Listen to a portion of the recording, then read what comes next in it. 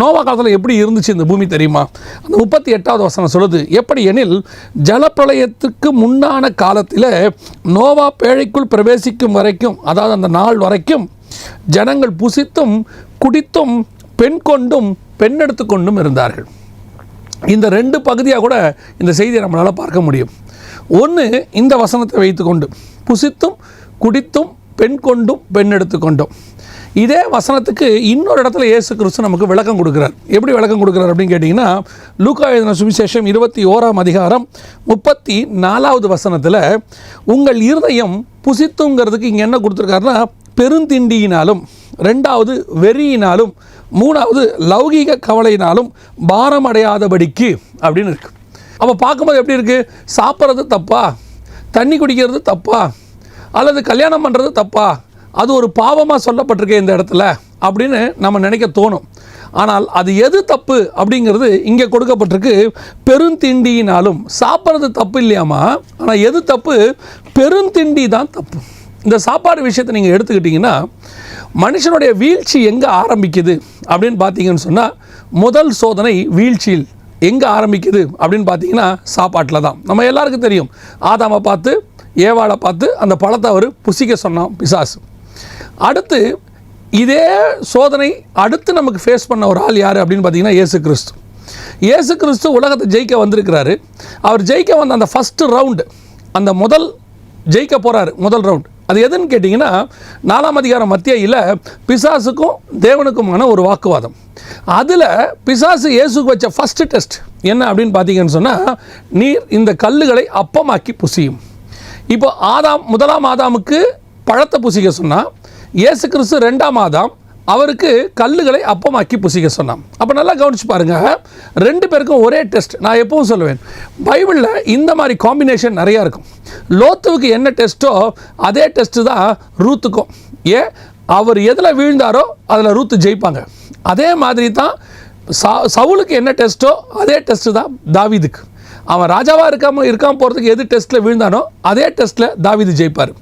அதே மாதிரி தான் இந்த இடத்துல நீங்கள் நல்லா கவனிச்சிங்கன்னா, முதலாம் ஆதாம், அதாவது ஆதாமுக்கு எது வீழ்ச்சியோ அதில் ஆண்டவர் ஜெயிப்பார். ஆதாம் பழத்தில் விழுந்தார், அதே சாப்பாட்டில் கல்லுகளை அப்பமாக்கி புசியும். அந்த இடத்துல தான் இயேசு ஜெயிக்கிறார். அப்போ இயேசு கிறிஸ்து கல்லுகளை அப்பமாக்கி புசிக்க மாட்டேன்னு சொன்னதுக்கு என்ன காரணம்? வசனம் சொல்லுது, அவருக்கு பசி உண்டாயிற்று அப்படின்னு இருக்குது. பசி எடுத்துச்சு. இந்த வசனத்தை தியானிக்கும் போது எனக்கு ஆண்டவர் சொல்லிக் கொடுத்தது, ஒரு முறை ஒரு கள்ள உபதேசக்காரர் என்னிடத்தில் வந்தார். இந்த கள்ள உபதேசக்காரர் என்னிடத்தில் வரும்போது இயேசு கிறிஸ்துவை குறித்து நிறைய காரியங்கள் பேசிக்கொண்டே இருந்தார். அப்புறம் எல்லாத்துக்கும் வசனத்தில் அவருக்கு விளக்கத்தை கொடுத்துட்டோம். கொடுத்து முடித்த பிறகு அவரால் மேற்கொண்டு எதுவும் பேச முடியல. பேச முடியாத உடனே அடுத்து என்ன சொன்னார்னா, என்னை சபிங்க நான் போகிறேன்னாரு. இதை கேட்கும்போது உங்களுக்கு ஆச்சரியமாக இருக்கும், எனக்குமே ஆச்சரியமாக இருந்துச்சு. சபிக்கிறதா? ஏன் நான் உங்களை சபிக்கணும்னு அவர் சொன்னார். நீங்கள் என்னை சபிங்க நான் போகிறேன் அப்படின்னார். எனக்கு ஒரு செகண்ட் யோசிக்கும் போது ஆவியானவர் சொன்னார், நீ அவனை சபிக்காத அப்படின்னார். நான் சொன்னேன், உங்களை சபிக்க மாட்டேன் அப்படின்னு. அடுத்து கொஞ்சம் சத்தத்தை உயர்த்தி சொன்னார், சபிங்க நான் போகணும் அப்படின்னார். நான் திருப்பியும் சொன்னேன், நான் உன்னை சபிக்கிறது இல்லை அப்படின்னு. அடுத்து அவர் கத்துன ஒரு கத்து, அந்த 2-3 வீட்டுக்குள்ளே இருந்தவங்களாம் வெளியே வந்துட்டாங்க. வந்துட்டு, இப்போ சபிக்கிறீங்களா இல்லையா அப்படின்னார். அப்போ அவங்களாம் வந்து கேட்டாங்க, என்ன நடந்துச்சு அப்படின்னு. நான் விஷயத்த சொன்னேன். உடனே அவங்க அவரை அப்புறப்படுத்திட்டாங்க, நீங்கள் போங்க அப்படின்னு சொல்லிட்டு. எனக்கு இதுக்கான கான்செப்ட் புரியல. ஏன் அவர் சபிக்க சொன்னார்? ஏன் பரிசுத்த ஆவியானவர் நீ சபிக்காதன்னு சொன்னார்? எனக்கு அது புரியவே இல்லை. அதற்கு பிறகு உட்காந்து ஜப நேரத்தில் ஆவியானவர் உணர்த்தினார், அவன் சபிக்கப்பட வேண்டியவன் தான், ஆனால் அவன் சொல்லி நீ செஞ்சிட்டினா அது ஒரு வகையாய் அவன் வார்த்தைக்கு கீழ்ப்படிதல். நீ சபிக்கிறதுனால மட்டும் அவன் சாபம் மாற போகிறதில்ல, அவன் ஏற்கனவே சாபம். அவனுக்கு தேவை என்ன? அந்த சாபம், நீ சொல்கிற சாபம் அவனுக்கு வருதுங்கிற பிரச்சனையே இல்லை. அவனுக்கு தேவை அவன் வார்த்தைக்கு நீ கீழ்ப்படுகிறியா இல்லையா. இது ஒரு வகையான டெஸ்டாமா. அந்த நேரத்தில் ஆவியானவர் சொல்கிறார், நீ செய்யாத. அதுக்கு அப்போ அதை சொல்லிக் கொடுக்கும்போது ஆண்டவர் எனக்கு சொன்ன எக்ஸாம்பிள் இதுதான். எது? பிசாசு வந்து சொல்கிறான் இயேசுவை பார்த்து, கல்லுகளை அப்பமாக்கி புசியும். அப்போ இயேசு சொல்கிறாரு, நான் மாட்டேன். ஏன் மாட்டேன்? நீ சொல்லி நான் செய்யக்கூடாது, எனக்கு பசி இருக்குது, கல்லுகளை அப்பமாக்குற வல்லமையும் எனக்கு இருக்குது. ஆனால் பிசாசு சொல்லி அதை செய்யக்கூடாது. அதுதான் அங்கே விஷயமே. அப்போ இந்த இடத்தை பொறுத்த வரைக்கும் எதில் ஆதாம் வீழ்ந்தானோ அதில் இயேசு ஜெயிக்கிறார். அப்போ இந்த சாப்பாடு விஷயத்தில் we must be careful. அப்போ இந்த வசனத்தில் நல்லா கவனிங்க, சாப்பாடோட வரும்போது இயேசு எதை லிங்க் பண்ணுறாரு? கர்த்தருடைய வசனத்தை லிங்க் பண்ணுறாரு. எபிரேயர் நிருபம் நீங்கள் 13ஆம் அதிகாரத்தை வாசித்து பாருங்கள், அங்கேயும் சாப்பாட்டை வசனத்தோடு லிங்க் பண்ணுவார் ஆண்டவர். எப்பவுமே இந்த வசனம் என்பது ஆகாரம், ஆவிக்குரிய போஜனம். இந்த விஷயத்தில் ரொம்ப கேர்ஃபுல்லாக இருக்கணும். இந்த கடைசி காலத்தில் இந்த பெருந்திண்டி, அதாவது அதிகப்படியான வசனம், இது ஒரு வகையான பிசாசின் திட்டம். உங்களுக்கு பார்த்துருப்பீங்க, சில உதாரணங்களை உலகத்தில் கேள்விப்பட்டிருப்பீங்க. ஒருத்தருக்கு ஒரு பாவத்தை விட வைக்கணும்னா அந்த பாவத்தை அவர் வெறுக்க வைக்கணும். ஒரு பெரிய பணக்காரர் என்ன பண்ணாராம், தன் பையன் புகைப்பிடிப்பதை பார்த்தாராம். உடனடியாக அந்த மகனை கூப்பிட்டு ஒரு அறைக்குள் தள்ளி, உனக்கு வேணுன்ற சிகரெட்டை எவ்வளோ வேணாலும் பிடி அப்படின்னு சொல்லி பயங்கரமாக அவனுக்கு புகை அந்த வாங்கி கொடுத்தாராம். ஒரு நாள் முழுக்க அவன் உள்ளே இருந்தவன் அதற்கு பிறகு அந்த வாசனையை வெறுக்க தொடங்கி கடைசியாய் அவன் புகைப்பிடிக்கிறதை விட்டு விட்டானாம். இது நடந்த ஒரு சம்பவம். அதே மாதிரி தான் இந்த பெருந்திண்டி. பல நேரங்களில் அதிகப்படியாக வசனத்தை நாம் எப்படி தியானிக்கிறோம்? இன்றைக்கி நிறைய பேர் வசனத்தை கேட்குறாங்க, எக்கச்சக்க வசனம். இன்றைக்கி யூடியூப்பை எடுத்துக்கிட்டிங்கன்னா ஒரு நாளைக்கு ஆயிரக்கணக்கான மெசேஜஸ் ஓடிக்கிட்டே இருக்குது. அதில் நல்லதும் ஓடுது, கெட்டதும் ஓடுது. சிலருக்கு என்ன, நம்ம வீட்டில் வசனம் ஓடிக்கிட்டே இருக்கணும் அப்படின்னு சொல்லிட்டு போட்டு விட்டு அவங்க வேலை பார்க்குறாங்க. ஆனால் அந்த வசனங்கள் எப்பேற்பட்டதாக இருக்கிறது? அது நன்மைக்கு ஏதுவான வசனமா, தீமைக்கு ஏதுவான வசனமா? இன்றைக்கி நிறைய பேர் வசனம் கேட்டு கேட்டு கேட்டு கேட்டு கன்ஃபியூஸ் ஆகி போகிறாங்க. நல்ல வசனத்தையும் கேட்குறாங்க, தீமையான வசனத்தையும் கேட்குறாங்க. பவுல் தெசலோனிக்கருக்கு எழுதும்போது தெளிவாக எழுதுறாரு, தீர்க்க தரிசனங்களை ஆராய்ந்து பார்த்து நலமானதை பிடித்து கொள்ளுங்கள். நான் வசனத்துக்கும் அப்படியே சொல்கிறேன், கள்ள போதகர்களும் கள்ள தீர்க்கதரிசிகளும் கடைசி காலத்தில் எழும்புவார்கள்னு இருக்கு. இன்றைக்கி நூதனமான உபதேசங்கள், அதை ஜனங்க புசிக்க தொடங்கி தொடங்கி பெருந்திண்டி, பயங்கரமான வசனம், அதாவது நூதனமான உபதேசங்கள், நூதனமான சீஷர்கள். இன்றைக்கி உங்களை மோசம் போக்குறவர்கள் அதிகப்படியாக இருக்கிறார்கள். ரொம்ப கேர்ஃபுல்லாக இருந்து கொள்ளுங்கள். பல நேரங்களில் நாம் ஜனங்களை ஆதாயப்படுத்துகிறவர்கள் அல்லது நடத்துகிறவர்கள் செய்கிற தவறு என்ன? நான் ஒரு சில ஊழியர்களை பார்த்துருக்கிறேன். ஏன் நானே கூட அந்த ஆலோசனையை ஒரு காலகட்டம் வரைக்கும் கொடுத்துருக்கிறேன். அந்த ஆலோசனைக்கு பின்னாடி ஒரு நன்மையும் இருக்குது, ஒரு இயலாமையும் இருக்குது. என்னன்னு கேட்டால், கள்ளோபதேசக்காரங்க வீட்டுக்கு வந்தால் அவங்ககிட்ட பேசாதீங்க, கள்ளோபதேசக்காரன் வந்தால் உடனே விரட்டி விட்டுருங்க அப்படின்னு நம்ம சொல்லி கொடுத்தோம். இன்றைக்கும் சொல்லி கொடுக்குறவங்க இருக்கிறாங்க. எனக்கு ஒரு கேள்வி, ஏன் அவனை விரட்டணும்? ஏன் அந்த கள்ளோபதேசக்காரங்கிட்ட பேசக்கூடாது? அப்போ கள்ளோபதேசக்காரனை கண்டா ஒரு பயத்தை உருவாக்குகிறோம். அதுக்கு காரணம் என்ன அப்படின்னு கேட்டிங்கன்னா, அந்த விசுவாசி அந்த கள்ளோபதேசக்காரனை சந்திக்கிற அளவுக்கு அது வசனத்தில் தேர்ச்சி பெறவில்லைன்னு அர்த்தம். அது தேர்ச்சி பெறலையா இல்லை அந்த அளவுக்கு நம்ம வளர்க்கலையா அப்படிங்கிறது வேற விஷயம். ஆனால் அந்த கள்ளோபதேசக்காரனை ஃபேஸ் பண்ணுற அளவுக்கு இன்றைக்கி விசுவாசிகளுக்கு அந்த வசனத்தில் ஒரு முதிர்ச்சி, தேர்ச்சி இல்லை. இன்றைக்கி எது நல்லது எது கெட்டதுன்னு கண்டுபிடிக்கிற அளவில் அவங்க இல்லை. எந்த கெட்ட உபதேசத்தையும் ஏற்றுக்கொள்கிறாங்க, எந்த நூதனமான உபதேசம் ஏற்றுக்கொள்கிறாங்க. நான் உங்களுக்கு சொல்கிறேன், ஒன்று வசனத்தில் நீங்கள் தேறி இருக்கணும், இல்லை ஆவியில் கொஞ்சம் ஷார்ப்பாக இருக்கணும். ஒரு தப்பான உபதேசம் பேசும்போதே உங்களுக்குள்ள ஒரு உணர்வு வரும், இதில் எங்கேயோ மிஸ்டேக் இருக்குது, எங்கேயோ ஒரு தப்பு இருக்குது அப்படின்னு தோணும். அது தோணும், ஆவியில் உணர்த்தப்படும். ஒரு ராஜா இருக்கிறாரு, அவங்க கூட ஒரு ஆலோசகர் இருக்கிறார், அவனுக்கு பேர் பரியேசு. இந்த பரியேசு பேசும்போது வசனம் சொல்லுது, பரியேசு பார்த்தீங்கன்னா பாசிட்டிவாக பேசுகிறான்.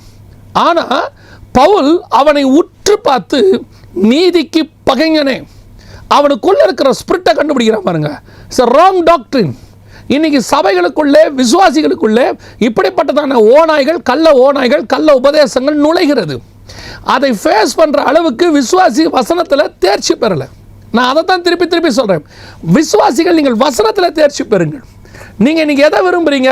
வரங்களை அதிகமாக விரும்புகிறீங்க, வரங்கள் நடக்கிறத பார்க்க விரும்புகிறீங்க, தீர்க்க தரிசனங்களை கேட்கற விரும்புகிறீங்க, தீர்க்க தரிசனங்களை எல்லாம் சொல்ல விரும்புகிறீங்க. நான் இதை எதையுமே குற்றமாக சொல்லலை. இது எல்லாத்துக்கும் அடிப்படை பேஸ் வந்து வசனம். வசனத்தில் நிற்கிறவங்களால மட்டும்தான் இதை எல்லாத்தையும் ஃபேஸ் பண்ண முடியும். நீங்கள் வசனத்தில் நிற்காம, இப்போ கோலியாத்தே வந்து நிற்கட்டுமே. இப்போ தாவீதால அவனுக்கு ஏற்ற சரீரம் இல்லை, அவன் போட்டிருக்கிற மாதிரி இராணுவ வஸ்திரம் போகிறதுக்கு அவனுக்கு இல்லை. ஆனால் அவன் பேஸ் கரெக்டாக இருக்குது. அவன் எந்த பேஸில் வரா? நீ நிந்தித்த சேனைகளின் கர்த்தருடைய நாமத்தில் வருகிறேன். இப்போ என்னுடைய இன்ஃப்ராஸ்ட்ரக்சர் சரியில்லைப்பா, ஆனால் என் பேஸ் கரெக்டாக இருக்குது. நான் என்னுடைய அஸ்திவாரம் சரியாய் போட்டிருக்கிறேன். அதைத்தான் நான் உங்களுக்கு சொல்கிறேன். நீங்கள் தீர்க்கதரிசியாக இல்லாமல் இருக்கலாம், வேதத்தை நீங்கள் சரியான இடத்துல அஸ்திவாரம் போடப்பட்டிருந்தால் எந்த கள்ளோபதேசத்தையும் நீங்கள் ஆவியிலேயே கண்டுபிடிச்சிருவீங்க. ஒருத்தர் பேசும்போதே உணர்ந்துருவீங்க தேர் இஸ் அ மிஸ்டேக்.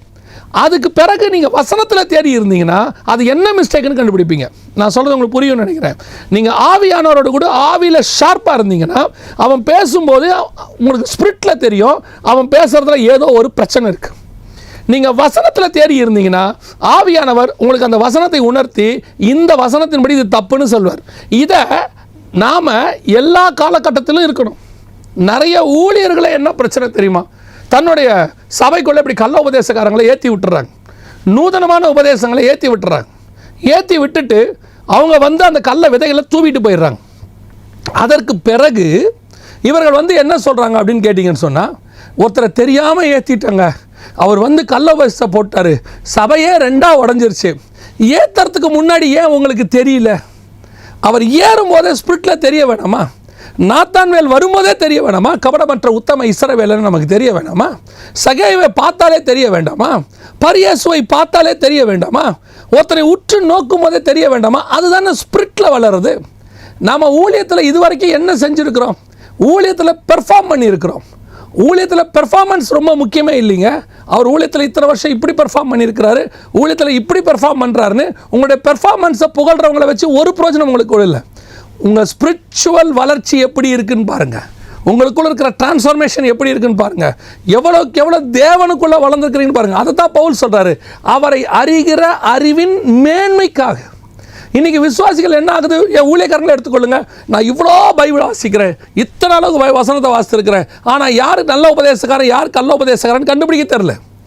இன்றைக்கி சபைகளுக்குள்ளே வீடுகளுக்குள்ளே யூடியூப் வழியாக ஆன்லைன் வழியாக பெரும் திண்டி ஜனங்களுக்கு சாப்பாடு, எந்த பக்கம் திரும்பினாலும் சாப்பாடு, எப்படி திரும்பினாலும் எது சரி எது தப்புனே தெரில. விசுவாசிகளுக்கே கன்ஃபியூஷன்.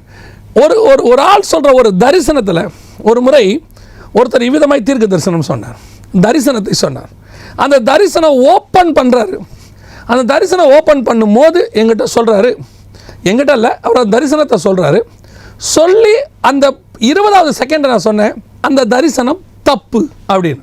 அவர் தரிசனத்தை தப்பாய் கண்டிருக்கிறார். எப்படி அப்படின்னு அவர் முழுசாக சொல்லவே முடியலையே.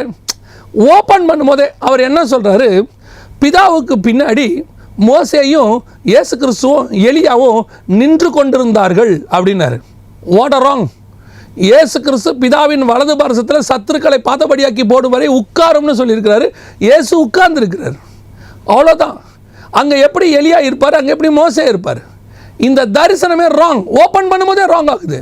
அப்போ இது தேவன் கொடுத்தது இல்லை. இந்த விஷயத்தையும் நம்ம கண்டுபிடிச்சிக்கலாம் வசனத்தை வச்சு. இந்த மாதிரி நீங்கள் எந்த ஒரு தரிசனத்தையும் உங்களால் கண்டுபிடிக்க முடியும், யார் சொன்னாலும் உங்களால் கண்டுபிடிக்க முடியும். அதை தான் திருப்பி சொல்கிற விசுவாசிகளுக்கு, கடைசி காலத்தில் இருக்கிறீர்கள், உங்களுக்கு விரோதமாக இனி மிகப்பெரிய அளவில் கள்ள உபதேசங்கள் தலை விரிச்சாங்க. ஏன்னா கடைசி காலத்தில் இந்த மாதிரி ஆட்கள் அதிகமாக வருவார்கள் என்று வேதம் சொல்லுகிறது.